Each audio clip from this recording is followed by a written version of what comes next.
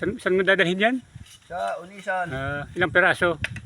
Ay, marami yun. Paikot yung bahay ay lalagyan ko. Sa mismong bayan?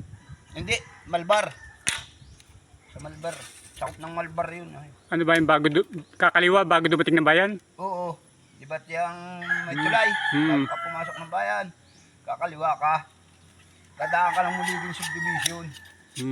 Muliging Subdivision yun ay. Magkano naman ibabayad mo sa tricycle? Ay, kakausapin ko pa si Paring Frank. Papayag siya mga 300 ay.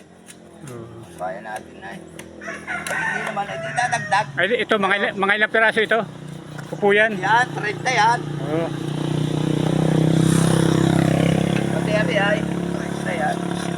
Sasangat ko na lang sa gitna yan. Mga ilang peraso ang kawayan? Sa mga 100 ang gagawin ko. Kaya hindi yan lalabas ang panitong aking ginagawa. Ito yung mga 30 piraso. Pwede makakabalik ka na naman yan sa, sa kawayanan. Oo. Babalik na ulit ako rin mamaya.